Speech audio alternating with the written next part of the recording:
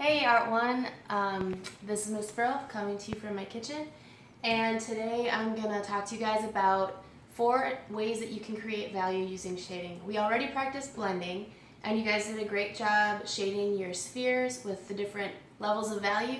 So today I'm going to show you cross-hatching, hatching, and stippling, along with a couple tricks for blending.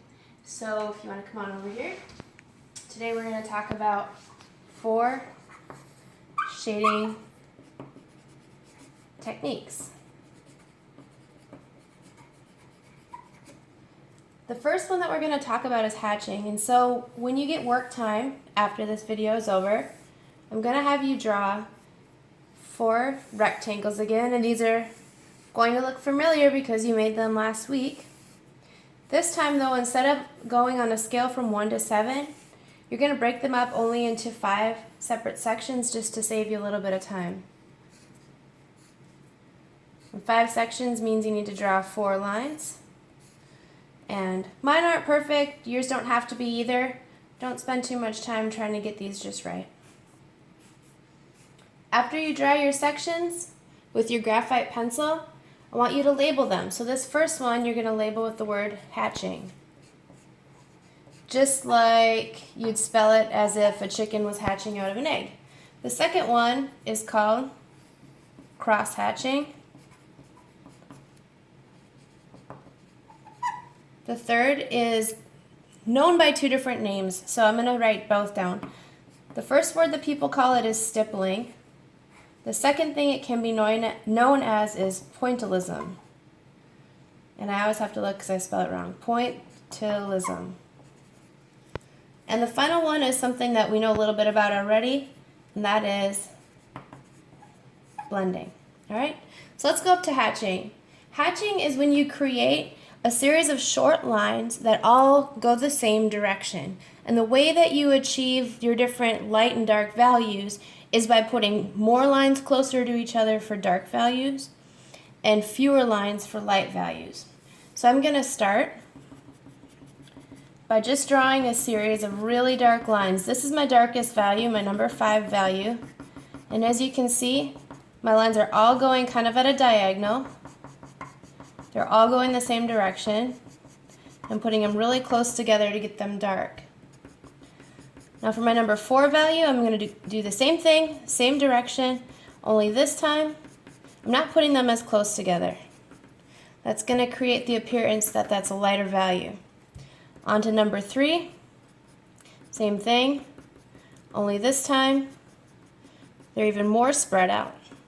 They sort of look like if you're trying to draw fur, like an animal's fur. And then finally for number 2, your lightest gray value, there's hardly any lines. And of course for number 1, maybe you just put really spread apart lines. So that's going to be hatching. Cross-hatching is different, just like it sounds. You're going to make a series of lines that crisscross. So again, you're doing the short lines.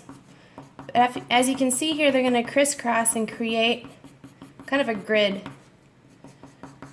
Cross-hatching is really popular, and once we start drawing our 3D objects, you're going to see how this can come in handy. This also works really well if you need to shade with a marker or a pen, because you can't blend with a pen, you can't blend with a marker. So to create that value, you need to find a technique like this that allows you to make different lights and darks without having to rub it in. Okay? For our medium value, same thing as hatching. I start out with lines that are a little farther apart, and then I crisscross them, just going the opposite direction. And then finally for my number 2, scatter them out. Number 1, just a couple. That's cross-hatching. Now stippling is going to be the loudest thing. Our classroom is going to sound like a thunderstorm when everybody starts doing this. Please don't break your pencil doing it.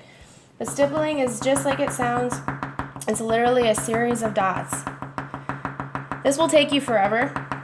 That's okay. If you get super frustrated, you can turn your pencil on its side.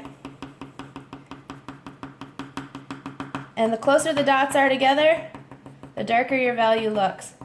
You might want to draw your value scale for your stippling box a little bit smaller than the rest of them because it really takes a long time.